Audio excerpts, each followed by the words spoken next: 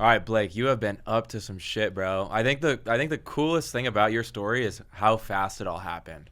Like let's take us through where your life was 18 months ago, year and a half ago. Yeah, I think it's a good place to start. I think it's actually a really funny place to start because about 18 months ago, I think is when we first met. Mm-hmm. I had seen you blowing up on social media and you had like the Calendly link in your bio. And I was like, I feel like this is going to be a good connection to have. This kid seems to be on a very strong upward trajectory. So we hopped on a call, and that was the fall of my senior year. At the time, I was building a college marketplace app. And, we had some big visions for the app, but it was approaching the end of my senior year. And I didn't have any income at all. All of my friends have full-time jobs in New York and whatnot.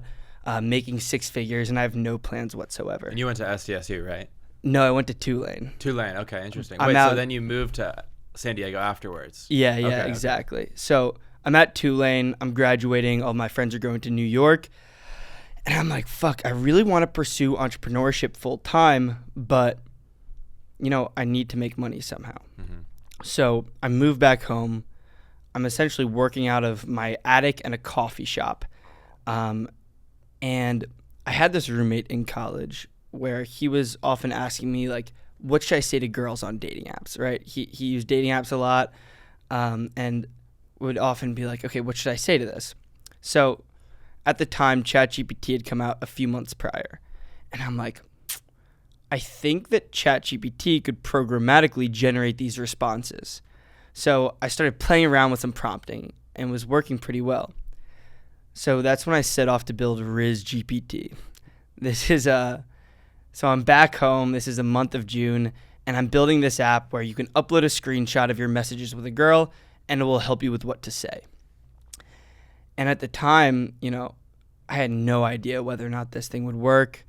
My co-founders had some experience in social media marketing, but we didn't really have experience with this type of consumer app. And then we launched. And from there, it was kind of like instant product market fit, instant virality. So you started seeing success right away? Yeah, right away. We did two $50 promos with these kind of like underground Rizz accounts on TikTok. And that propelled us to, within the course of a week, 200,000 downloads, 80K MRR. And yeah, that was kind of the start of my journey. Nice. So that's when you knew, like, wait a minute, okay. So you've been an entrepreneur for a while, though, first of all, right? Mm-hmm. I want to talk about your backstory, right? Obviously, right now, how old are you? I'm 23. You're 23. You're my age. You're making millions with various different consumer tech products, right? Apps, right? And you're not just like a one-hit wonder. Like, you built multiple different things that are all doing very well. So I'm excited to see what you do in the future. Mm-hmm. But let's take it back to the early days, right? Because I didn't know this until I was watching the podcast that you sent me in the forest. You've been starting businesses since day one. So am I. So have I. So I love those early stories like that. Can you take us back to your first like experience as an entrepreneur? Yeah. So when I was 7 years old, we had a bunch of these rocks in my yard, right? And it was we were constantly running and like stepping on them, hurting our feet. And my dad was like, "Listen, Blake, I'll pay you 20 cents per rock that you pick up and clean up." And that's when it started to click for me, like what it meant to make money, what it meant to be an entrepreneur. And I would do all these little things. And so I wrote an ebook titled How to Make Money as a 7-Year-Old, because I was like, this is paradigm shifting. Everybody needs to know about this. And then from there, it was a ton of different things. I mowed lawns, I raked leaves, I shoveled driveways, I sold candy. Addicted to making money. Yeah, addicted. addicted. In unique, non-practical, 9-to-5 traditional ways. 100%. And it wasn't just about making money. It was more about like the strategy behind it. I would play these like tycoon games. I don't know if you're familiar with them, on addicting games and whatnot, where you're like simulating running a business, right? Yeah. And I'm not making any real money from this, but it's the idea around like optimizing a business in order to participate in the economy. And to me, it always felt like an intellectual challenge, right? So Then throughout the course of my teenage years, a number of different things, buying and selling Madden mobile coin, or I should say, selling Madden mobile coins to other kids in my class. I was botting RuneScape. I built an Ethereum mining machine. I was running Instagram meme page promos. Were any of those successful? Did you make any money off any of those, or were those all kind of like just random shots trying to figure out what would stick? Yeah, I think that this is a great question, something I really want to touch on. I made some money off of all of these, but it was always in the range of like $50 to like a couple $1,000s, right? And I think the really important lesson here that I learned is that like iteration is very important because you can learn very quickly. But there always comes a time when you need to really double down on your skills, right? And so throughout my teenage years, it was a ton of learning, not much doubling down. But I'm thankful for that because that gave me this wide array of skills, or this skill set, such that when it came time to really grow and scale a business, and when RizzGPT started to take off, I had all these various learnings across different domains that would come into play. For example, these Instagram meme pages that I would do promos with when I was selling counterfeit NBA jerseys, right? I learned how to negotiate a promo and include various clauses such as, okay, I'll pay you X dollars for the promo as long as it hits at least Y views, right? And here's an incentive if you exceed Z views. And there are hundreds of these different little learnings that all came back so that when it was really time to scale, I felt that I had the ability to do so. Nice. And obviously it's working very well. I think that's important because a lot of, like, so many of this younger generation, all they want to do is make money, right? Mm-hmm. But they're really hesitant to actually try things that might not make you money for a long time. Sounds like you've had like a dozen little ventures until your current one. Do you know? And you also went to Tulane. Do you know Harry Gestetner? Yeah. Harry's a good friend of mine. Nice. Okay, perfect. Yeah, small world, but literally same exact story. Same thing now. You know, he's the founder and CEO of this big tech company. But he told me right in your seat, he was like, "Yeah, actually, no, we were switched." But he was like, "Yeah, dude, I've had probably 10 businesses before this one." Oh, certainly. And that's literally how it's supposed to go. Like, you're supposed to try different things. You're supposed to fail. You're supposed to learn, and then one day one of them takes off. Before building fanfics, Harry also tried to build a college marketplace app. Yeah. And when I was working on the college marketplace app, I hopped on a call with him and I was like, "Yo, I'd love some input here." And he said it very kindly, right?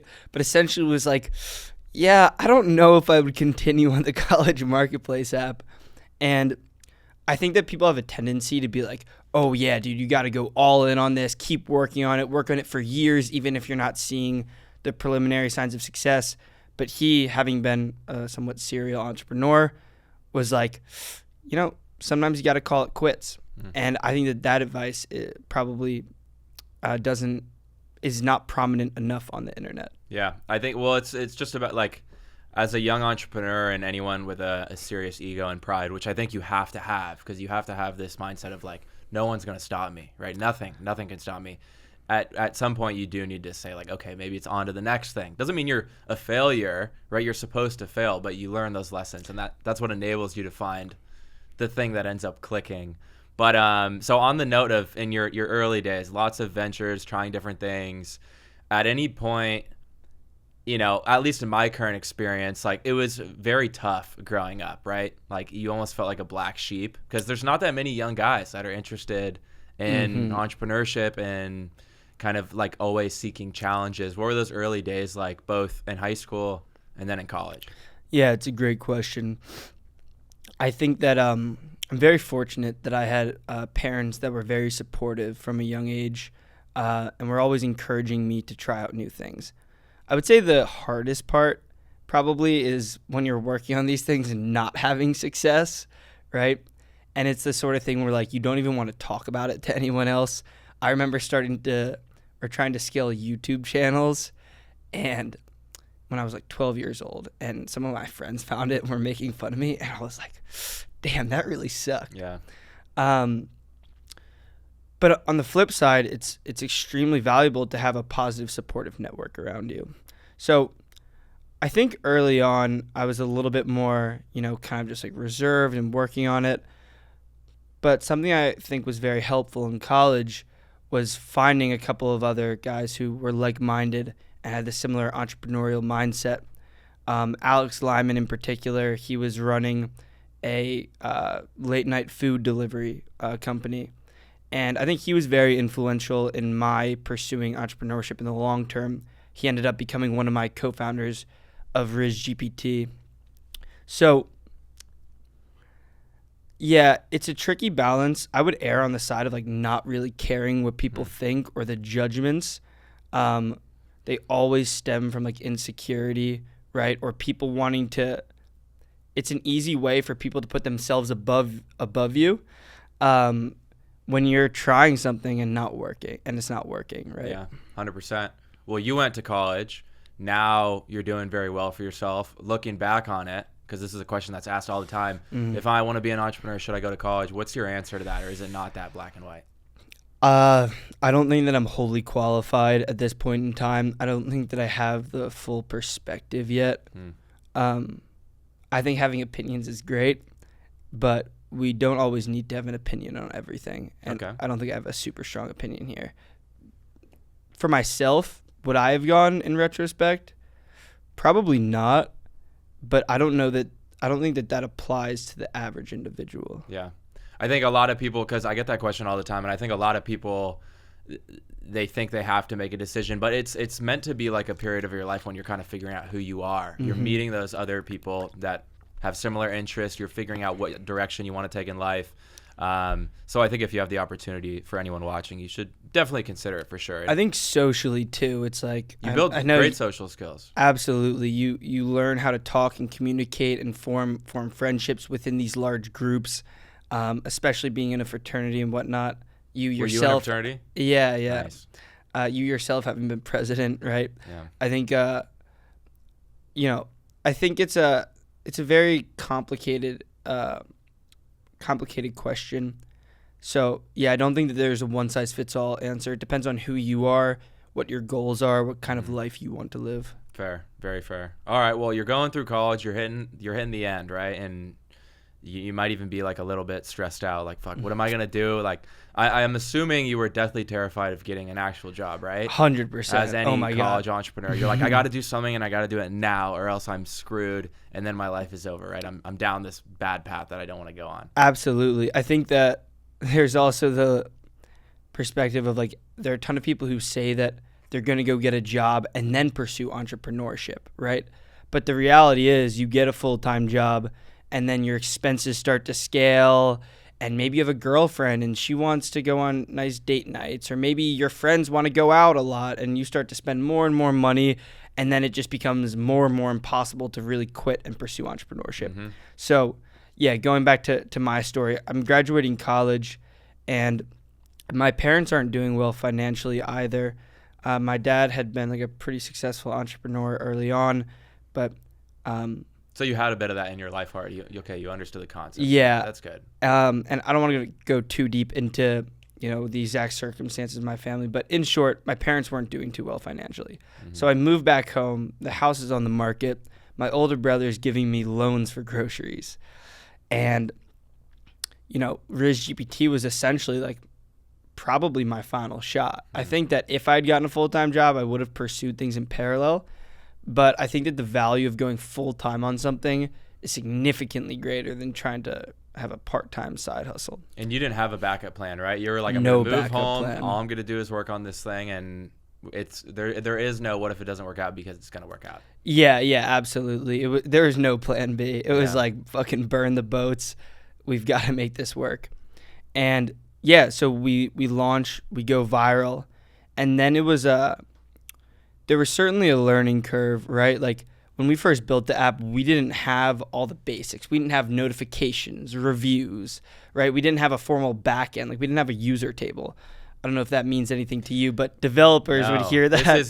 This whole realm that you're speaking of is very new to me, right? Not entrepreneurship, but software development, apps, all this. How do you even get into that in the first place? That's so intimidating, especially if you don't have like a very extensive, CS background. Yeah. So I hadn't built software before. I'd done some like coding in Python and whatnot, but Python's not software. Just for fun or just playing So around? I double majored finance and CS at Tulane, but Tulane's CS program is not good at all. Like people came out of that program barely knowing how to write a for loop.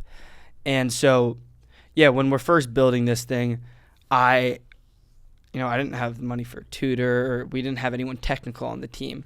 So ChatGPT essentially served as my tutor. It wrote the majority of the code. Love to hear that. Yeah. So, yeah, when we launched, we didn't have all these basic features within the app, reviews, notifications, what have you. And so there was an extensive process of catch-up, of getting in touch with people who had built successful apps before, being like, yo, okay, we have a viral product. We found product market fit. What the fuck do we do now? And over the next few months, I got better at Swift UI, which was the language the app is built in, and we scaled up to a little bit over $200,000 in MRR. It's monthly recurring revenue. And then one of my co-founders and I kind of started to go head-to-head in terms of where we thought the product should go. So we amicably split. I kept my equity, and I was essentially unemployed. So as I'd mentioned, my parents hadn't been doing too well financially. Home life wasn't great as a whole. And right after I split from my co-founders, I spent that month hopping from friends' couches. I was on my friend's couch, then my brother's couch, trying to figure out what to work on. And this is when I discovered Looksmaxxing. And this is when I saw your podcast with Sam Zia. The first one? I think we had like 3 now or something like that. Yeah, I think it was the first in either October or November. Yeah. And I'm trying to figure out what to work on. I had this strategy that kind of worked with Rizz GPT, identify a popping niche on TikTok, build a product to solve a consumer need in it. And I see your podcast with Sam, and I'm like, And so I start looking at Sam's page a little bit more, and I'm like, okay, this is starting to come together. This sort of like, in the space that you're in too, it's like male self-improvement as a whole. And you right? could just tell that Sam was going to blow up from the beginning. I remember when I first met Sam when he was at like 100K maybe. I was like, this kid's going to fucking blow up. He's got something about him. He's like one of those kids. And so I think I hit you up and I was like, yo, I'm working on this app, blah, blah, blah. And you were like, yo, I think that my boy Sam would be great for it, because you had just done the podcast with him. And so you connect me with Sam. And then it was kind of... Was that a good investment? It was the best. So I think You texted me on top. You're like, that's the best $100 I've ever spent. Yeah, so the $50 I had spent to hop on the Calendly with you 2 years ago is what led to my working with Sam, right? Because you connected me with Sam. And so I texted you. I was like, that $50 investment I made for that call with you was the best $50 investment of my life. Yeah, so Sam's now my co-founder. I bring my older brother on as well. We build this app. The core need it's solving is guys on TikTok or on social media as a whole. They want to know how attractive they are and how they can become more attractive, right? They want to know how they should style their hair, what sort of skincare routine they should implement. So we build this app, and then similar to Rizz GPT, like after the first few promos, it was kind of just a game of scaling from there. Exactly. It was upward trajectory. Then it was just like, how far can we take this? And talk about perfect timing too. Like, it's like so much of business, as you know, is timing, right? You could have a great product, but if it's at the wrong time, it's not going to do anything, right? Had Uber launched in the middle of COVID, it would have flopped, right? But DoorDash blew up because it was perfect. You launched right at the perfect time when this Looksmaxxing trend was first starting. You got the perfect people for it. So it was like, destined to launch. Yeah. So crazy. It was actually, I think, twofold perfect timing here. Now, I also want to clarify, it's a relatively small app, right? It's not like we're Uber or DoorDash size. Yeah, but you okay, can we talk some numbers right now just for everyone watching? Like, sure, what do you guys, what's the best month you guys have ever done? Yeah, so February we did about $700,000 in revenue. Crazy. Yeah. Anyways, I think it was twofold. Perfect timing that the Looksmaxxing trend was like, if you look at the Google trends, it was just steadily moving up. And then in addition to that, technologically, it was perfect timing.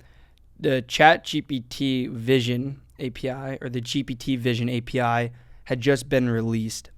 And essentially what this enables is the ability to produce an app like UMax without having to custom train your own ML vision model, which could cost tens to $100,000 to actually build an effective one in-house. Instead, you can just write some fucking words into ChatGPT, attach an image of the face, and you can get this sort of output. So, yeah, I think that it was both what's a new technology that's enabled as a result of recent development, as well as what's a popular space to apply this. And that's where you kind of have zero competition. Yeah. In my mind, I think there's usually two types of people. There's the ready, aim, fire people, and then there's the ready, fire, aim. And you seem, from hearing the story, like you're a ready, fire, aim, right? Like you just, we'll go, we'll start doing shit, and we'll figure it out along the way. 100%. And I think that's so important, because whether it's with starting businesses early on, as opposed to like waiting a few years after college, or simply just like attacking a trend right as it's developing, you're going to be first to market. Yeah. And you have the sales, and you have the exposure to fix those problems as they're popping up, rather than making sure that everything is perfect and ready to go before you launch something. That's just how you die, in my opinion. I think that's a great framework. I think it also depends on like what your time horizon and expectations for the business are, right? If you're trying to, in my opinion, if you're trying to build like an empire where the public perception from the start is important, it makes more sense to take your time, right? Sure. UMax was the sort of application where like it's an opportunistic play. The market wants something. It's not a guarantee that the market's going to desire this for 30 years, right? It's not a massive market, right? It's kind of like, let's satisfy this consumer need as quickly as we can. And then, the more mission-oriented plays will come in the future. So, yeah, I guess going back to the UMax timeline really quickly, we launched, we're doing well. We have this competitor come in, and they copied everything that we did, like the exact outputs that we had, everything. And they were real competition. Like they had achieved the number of downloads that we did in a little bit over a month in about 2 weeks. Were they experimenting with influencer marketing too? Yeah, they were. Were they like attacking like your 100% your guys' enemies kind of thing? Absolutely. And what's interesting here is like I kind of wanted to go a little bit slower with UMax, right? We were still doing promos, but I wanted to take the time to really improve the offering, right? We had like this almost like a full course within the app, just to learn about different ways to improve yourself, right? And it's nothing crazy. We're not recommending like bone smashing or anything, right? It's more like, okay, if you have this sort of skin complexion, this is the sort of skincare that's going to be best for you, whatever. This app Looksmaxx comes in. They don't give a fuck about any of that. All they're trying to do is the ratings, because they know that that's the most viral component. And they copied pretty much everything that we had on that front. And they're just pumping influencers from the jump. And so I kind of had to make a decision. I was like, okay, do we continue our path and potentially allow them to become the number one name and then try to overtake them? Or do we say, fuck this, that's unacceptable, we're going big right now? And over the course of about 3 days, I deployed a little bit over $200,000 on influencers, which was all the money we had made up until that point. And how are you doing that? Are you just are you making a list of the top influencers? Yeah. Are you DMing them and saying, "Yeah, I'll pay you $10K to post right now"? So I had a list of the biggest influencers: Yeah. Kay Shami, Dylan Latham, Aaron, etc. And I hit them up, and I'm like, "I want you boys on contracts right now." And they're like, Looksmaxx AI, they're trying to get us.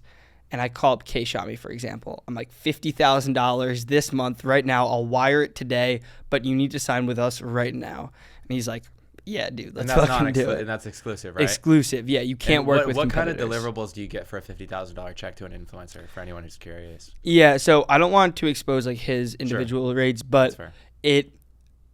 you'll get a number of posts. So what we had is like X number of posts for Y dollars. So for him, it's X number of posts for $50,000 with various view. Actually, we did not have view clauses for him. We just had approval. Mm-hmm. So very, very favorable for him. All he had to do was make posts that were like acceptable under some guidelines, and he gets paid $50,000 up front. Yeah. The reason I ask is because influencer marketing is very tricky these days. It's Very very tricky, saturated. very tricky. Like one post might blow up and it changes everything for your business. One might, like, if anything, I feel like most influencers these days are so bad at selling a product, whether it's a physical product or an app like yours, that it's just a complete waste of money. Yeah. So you have to really find the right person for it. Something that I've been saying recently is like when you're trying to do influencer marketing, you might DM 100 and then 10 will respond, 3 of which might produce profitable ads. And one of the key reasons that most people aren't able to run profitable influencer promos or influencer campaigns is because they aren't able to identify those 3. And I think the more that you understand your market, the easier time that you're going to have understanding what sort of influencers are going to convert, what sort of messaging you want to put out to the audience, right? And so this is where I think like being your own customer really comes into play, and knowing what's going to resonate with your customer. Nice. And so how do you, like, what kind of return do you see on like an influencer campaign typically, on like a successful one?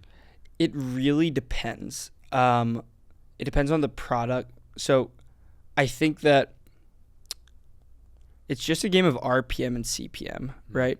So essentially any promo that you can run that is going to produce a greater RPM after your variable costs and whatnot than CPM, or the cost for per 1,000 views of that post, is going to be a profitable one. So a key thing is to identify like what is your average RPM within a niche, right? Are you producing, so say an influencer does 1 million views. Is that going to produce 5,000 in sales for your business, 10,000 in sales for your business, 2,000 in sales for your business, right? So the RPM being revenue per 1,000 views is the key. So let's say you have a $5 RPM. Then maybe, you want to ensure that you're operating profitably. Maybe you target an influencer campaign at a $3 CPM, right? You'll go to influencers and you'll say, hey, we'll pay you $3,000 for every 1 million views. Or, maybe they don't want to do on a per view basis. We got to factor in cost too. On your app though, you don't have, like, it's already built, right? Yeah, so this is why I say RPM after variable costs, right? So if you have a physical product, this is the cost of the physical goods. This is your shipping. This is Stripe, right? For us, it's Apple. Now, what people don't really understand about Apple is they take 30%. Wait, 30? Really? It's I thought it was 15. Wow. 15% up to $1 million in sales, 30% after that. Wow. Yeah. They are cleaning. No, they are. But they built the railroad that you're now using to transport your goods, essentially. Yeah, like, there's absolutely. no way around it. They own the marketplace, right? And it's like you can go on Google, right? They also charge similarly, but let's just say Google only charged 3%. You could only go to Google's marketplace, but no one wants to pay for a Google app, right? Yeah. Android users notoriously don't convert. Apple has the marketplace. They have the people that are willing to pay. They provide free distribution for you as well once your app starts doing well, right? Like half of our downloads for UMax right now is just Apple pushing it out because we've generated so many up to this point and positive reviews and whatnot. So interesting. And do you do any sort of paid advertising at all, like Meta, Google ads, or is it only influencer marketing? So with Rizz GPT and UMax, not much paid ads. Wow. The benefit of those sort of apps is that they are inherently viral, right? They do so well in organic because, like, when someone does a promo for UMax, especially in the early days, it would go more viral than that individual's average post, right? Because people are commenting, they're like, what the hell is this? Yeah, no way bro is using AI to analyze his face. Cal AI, on the other hand, my most recent app, we have started doing paids. Right now, it's like still scaling it up, assessing ROAS and whatnot. But interesting. So but it seems like you're sticking to the app niche, right? Dev must be like fascinating to you, right? Right. There's so many different niches you can go into, right? You could do physical products, you could do online products, you could do websites, you could do clothes like me, right? Why did you pick to stick with apps? You're just like, this is what I'm good at, or is it like, wow, this opportunity is just there? Yeah, it's a great question. What I think is interesting is that software developers don't understand social media virality. Yep. And all the internet money kids don't understand software development, right? So it's like this weird thing where if you have the Venn diagram, the people that exist in the middle, it's such a small amount that there's a lot of opportunity in the space. In that if you can, like, there are a lot of niches that are very much so monetized with physical products, right? And the RPM that you're going to get on advertising a physical product in that niche might be $2. And then it's just a game of all these different physical products competing to figure out these novel ways of generating views, right? Because the only way that you can make money is to generate more views. Whereas in the app space, if you have everyone generating these $2 RPMs, $2 per 1,000 views, and I build an app for it, and the people who view this content have never seen an app for this space, now I get a $5 RPM, and I can just pump in money faster than anybody else. And then if you pile on the fact that I know how to generate these views similar to the e-com kids, right? Then it becomes very profitable. So that's answer to your first question. Now, in regards to the second question, is this a space that I intend to stay in? No, it's not. And the reason for that is that I think consumer apps, like, I'm in this space. I know developers who are doing millions of dollars a month in revenue. Across all my apps, I'm at about $1 million a month in revenue. It is pretty much entirely a game of optimizing the amount that you earn per user and getting as many users onto the app as possible, right? It's not mission driven. It's not about like, how are we improving society, right? It's all about how do we make as much money as possible. It's capitalizing off trends. 100%. It's just capitalizing off of what people are interested in. Like I said, I know developers making millions a month that have explicitly said to me, I do not give a fuck about what I'm building. Doesn't matter at all. I'd build an AI girlfriend that's detrimental for society if it meant that I would make money. And, you know, I get it. Yeah. It's capitalism. But it's also, I don't think it's deeply fulfilling. Like, I got into this space because of the opportunity and because I view money as a tool and something that can provide leverage for the pursuit of doing things that are good for society. I think that there's a lot of messaging on the internet right now in general that you should pursue entrepreneurship so that you can make money and have cool cars. Right now. It's all about money and cars and girls and watches. And listen, like, I'm not going to act like I'm some saint. I love all of the above, right? But I also don't think that it is pushing society in the right direction. I agree. I fully agree. We had this conversation the other day. It's kind of like one big giant pyramid scheme right now of like, I learned how to sell some product. I flip around. I tell other people how to sell it. There's so many people that claim to be entrepreneurs these days that are, you know, just selling info products or communities. It's like I made $25,000 a month doing, you know, social media management, copywriting, drop shipping, TikTok shop, app making, whatever it may be. It's all I see on Twitter You're like, these days, too. I made $25,000 a month doing it. Come learn from me. Yeah. And now they're making $1 million a month just teaching people. And so, yeah, that I guess kind of leads me into like the next thing that I intend to work on. Hold on. There we go. Yeah. Leads me to the next thing that I intend to work on, which is going to be called Apex. Apex will essentially be an all-in-one male self-improvement ecosystem. So what I mean by ecosystem is we're going to vertically integrate across the self-improvement niche. We're going to produce social media content we're going to build apps. Both of these will be 100% free, right? So apps that help tell you what sort of workouts to do, help you meditate, help you improve your nutrition, amongst a number of others. Mm-hmm. These will all be 100% free. And then we're going to be producing social media content. I told you a little bit about the house that we're getting and the few other co-founders that I have. And one of the key missions here will be to kind of reorient the way in which self-improvement is characterized on the internet. Mm-hmm. Right now it's like, get jacked just so you can get girls.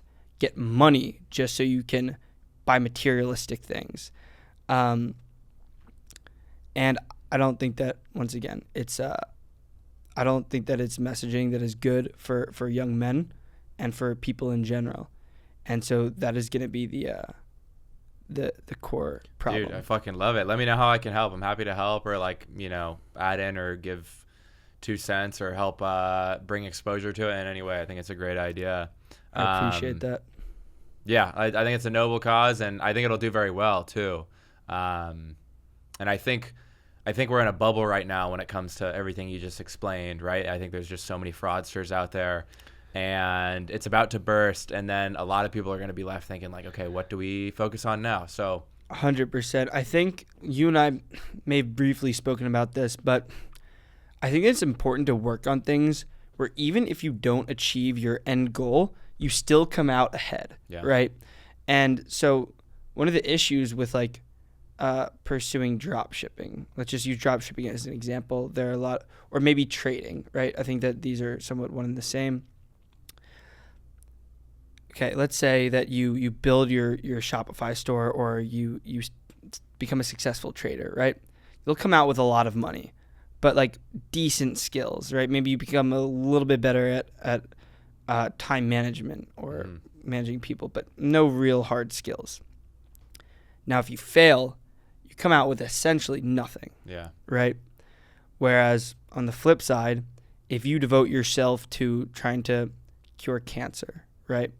Now it's a much bigger and more difficult pursuit. Just use this as an example. If you fail, at the very least, you're going to have learned a lot about medicine. You're going to have potentially made contributions towards that direction. You're going to have become a more intelligent, skilled person, right?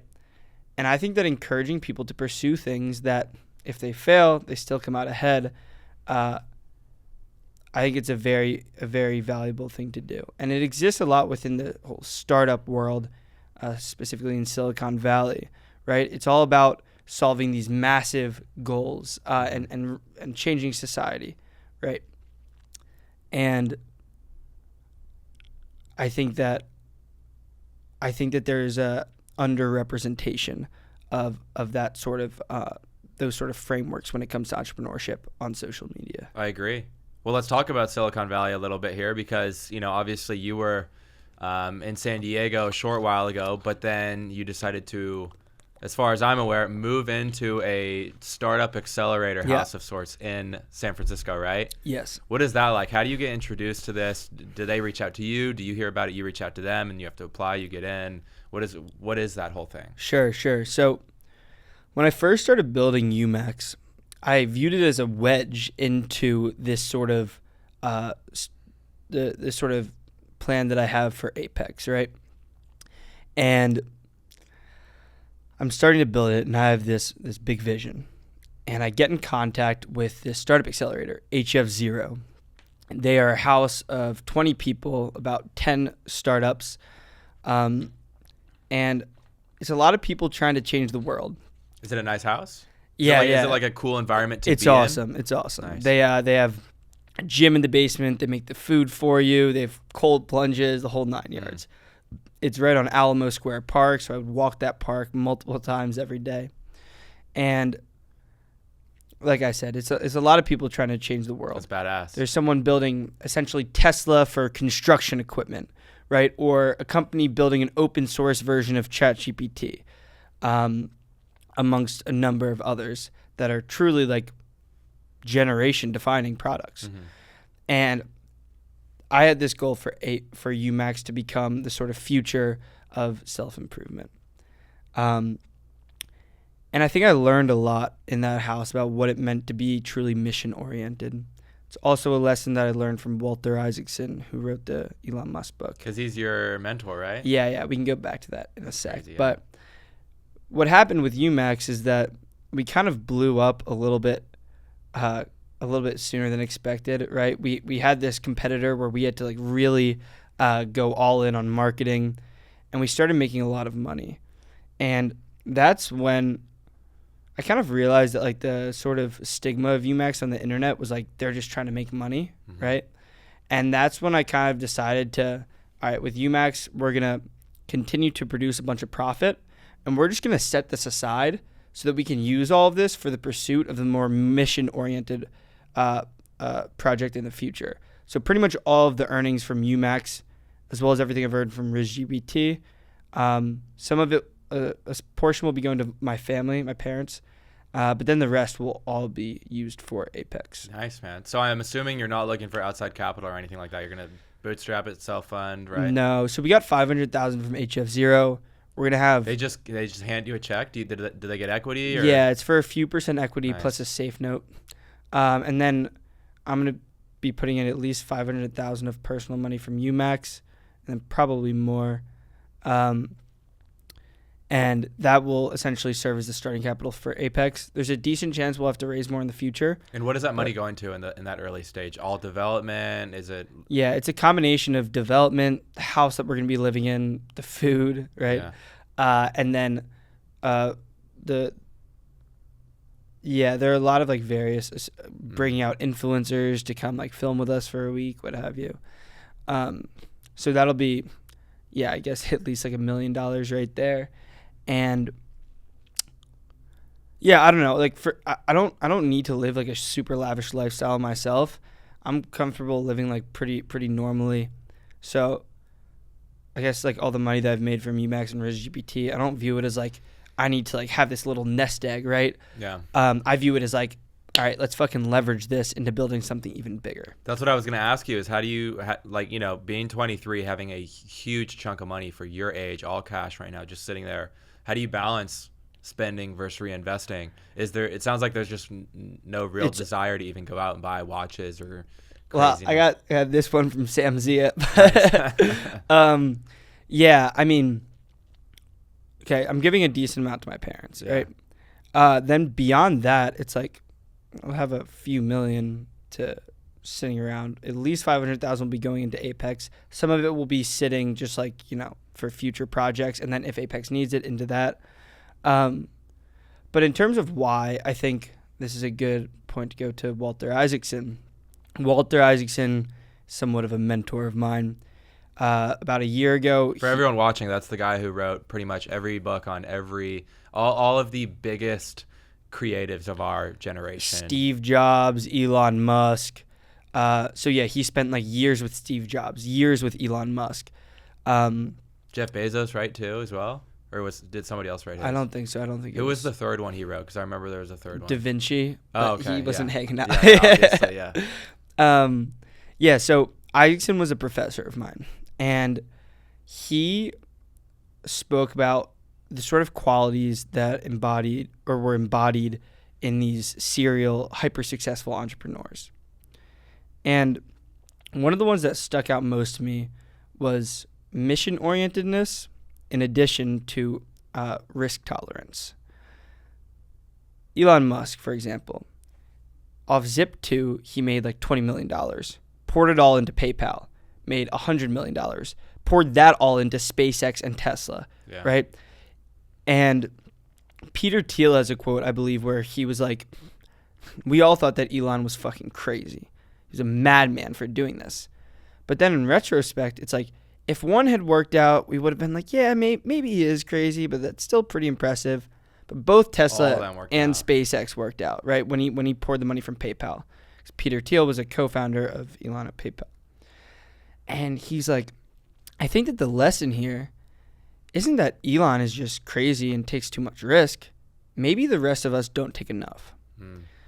And so with the money that I will have made from these apps, I'm like, okay, well, I could go the risk averse path and invest this in the S&P 500 or real estate, whatever.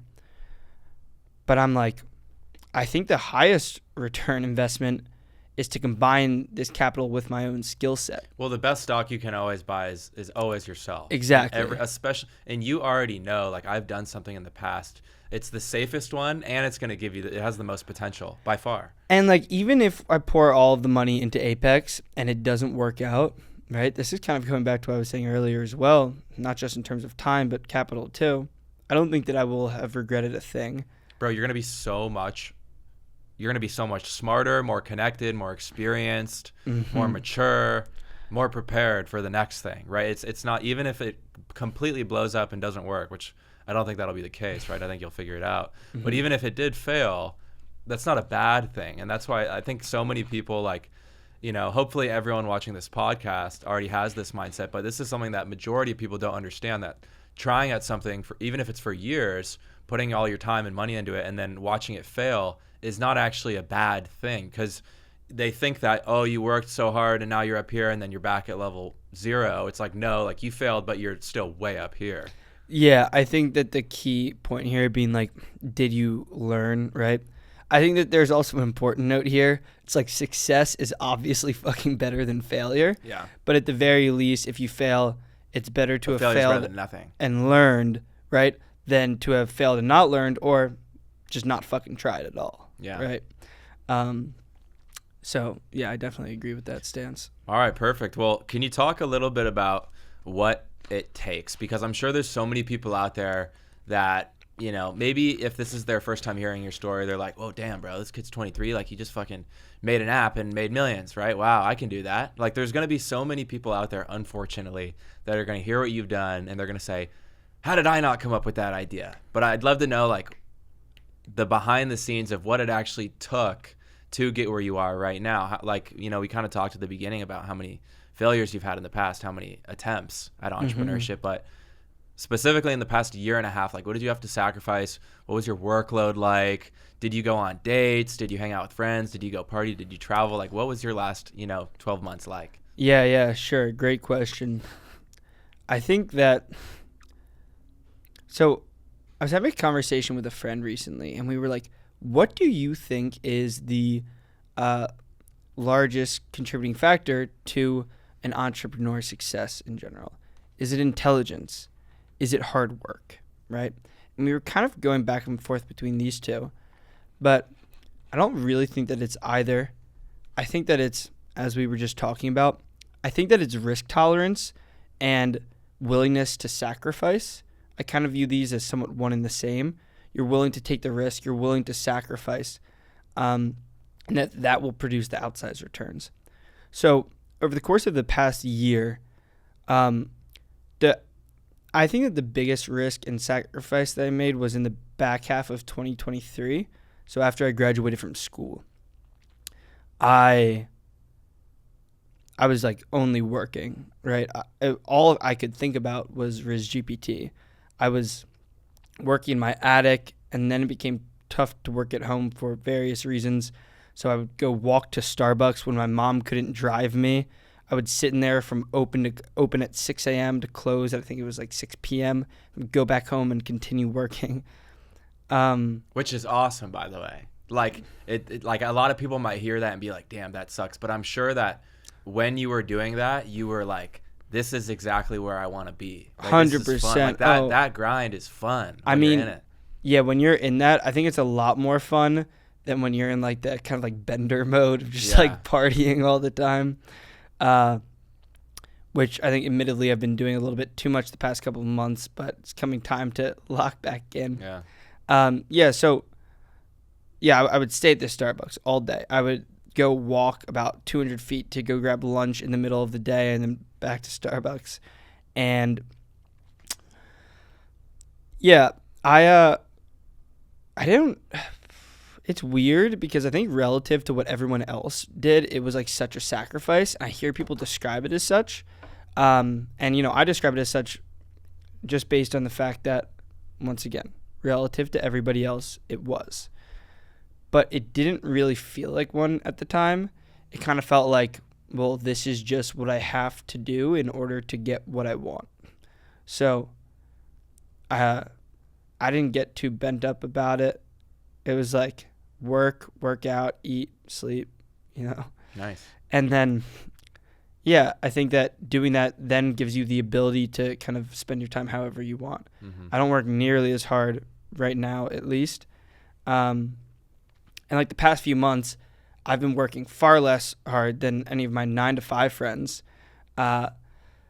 because I think those periods kind of oscillate in life for entrepreneurs. Something that I've noticed amongst pretty much every single one of the guests I've had on is, and it's hard, choosing how to balance this, but the most successful young guys that I've had on, dudes like yourself that have made a few million, guys that are also our age that have made over 100 million, most of them, the earlier they got started, the better, right? And maybe they sacrificed their high school years or their college years, but usually the earlier they got started, the better. And the faster they made their money and built their foundation, the more easily they were allowed to go kind of let loose a little bit and enjoy that money while they're young.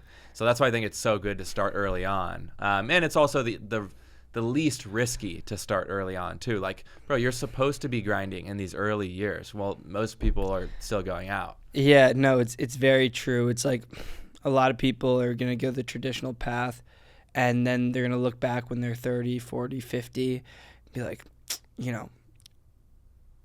I think that they're going to regret it. I think that your early 20s don't just have to be like the most fun years of your life, right? They can also be the most fulfilling in terms of work.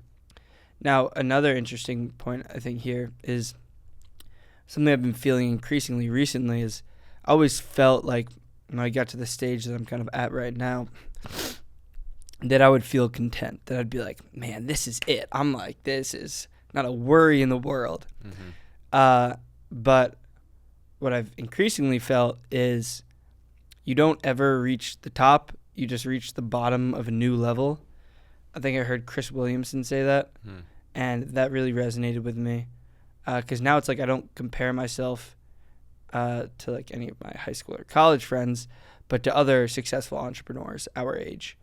And I'm not sure whether or not that's a good or bad thing, but it's definitely a motivating thing. I don't think it has to be a good or a bad thing. I think it's just it's how it is. It's relative, right? People always try and put labels on. The reason that people will try and label like a position you're in is to simply, as we talked about earlier, make themselves feel better, right? I had a friend the other day that was like, Pactor, are you not worried that like, you might like lose some of your friends like working this hard and not like going and keeping up and checking in on all of them? And I was like, you know what I'm not worried about? I'm not worried about what I'm going to be worried about in the future, right? I'm focused on what I can focus on right now. And so many people try and analyze like how you should be feeling about a certain situation. In reality, that's probably the biggest waste of time of all is trying to dissect everything and figure out whether it's wrong or right. But I want to get into like some speed questions right now because we're on our final stretch. Let's do it. What do you think your superpower is? Like, why are you the 23-year-old worth, a few million now versus somebody else? Yeah, I think I briefly mentioned this on the other podcast I did with Omar, but I think that my superpower is the ability to think differently from most. Now, I don't mean that in like a cocky sense, but I think that I'm pretty creative when it comes to like logical insights and identifying new opportunities. And I think that is what led me to build Rizz GPT, what led me to build UMax. I don't think that I'm the hardest worker. I don't think that I'm the most intelligent. I don't think that I'm the most skilled, right? I think that I do a good job thinking differently from most people. So. Nice. Well said. What is your advice for anyone out there questioning how to pick a co-founder? How important is picking the right co-founder, and what do you look for in someone, having had various different types? Yeah, it's hard. I wish I had better advice here, but I think that it's very nuanced, and I don't think that I have all of the best frameworks here Though I do think something that is very important is to pick people with moral integrity. When I had my falling out kind of with my first co-founders, the most important thing there was that they were moral people and that they didn't try to fuck me. I didn't try to fuck them. We were able to part amicably. And I've heard some really bad stories on the other side. So picking people with integrity, I think, is most important. I want to touch on that as well, too, because I've had various types of co-founders. I think anyone whose morals are a little bit misguided in one area of their life, it almost always translates over to something 100%. else.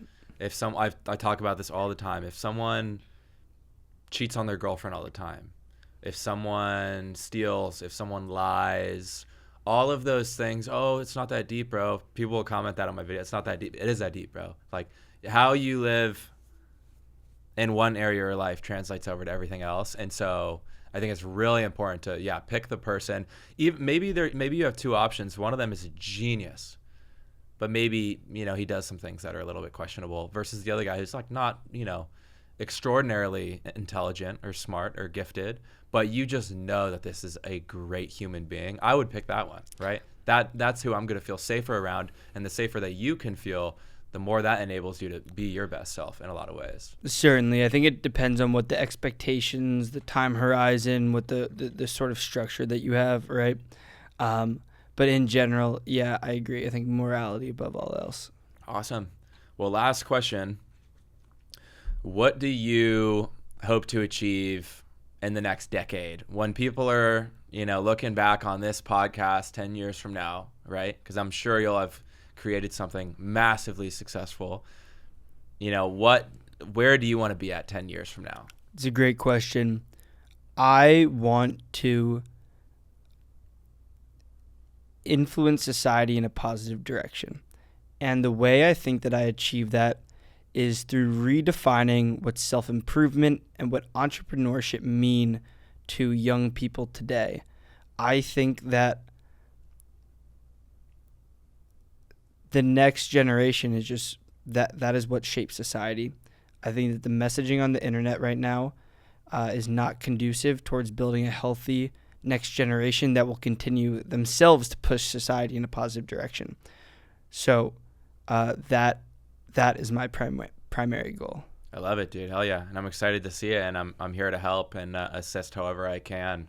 I'm not sure if I'll be of that much assistance, but I'm here for it. Well, dude, thank you so much for coming on, bro. This is fucking awesome. I'm excited to see what you do. Thank you, everyone, for watching. I'm going to link all of his socials and everything in the description. And hopefully over the next couple of months, next couple of years, you start actually making more content on yourself and on your life. Because I think that's one of the best ways to, as you're saying, give back and promote this lifestyle is by showcasing it yourself and actually advertising it. I think it's important. A lot of people are humble and they don't want to like show off what they're doing or whatever, but I think it's really important to show the right model. The podcasts are kind of the start of this, and then within 2 or 3 months, full scale. Nice. Hell yeah. Well, yeah, thank you guys again for watching, and we'll see you in the next one. Thanks, brother.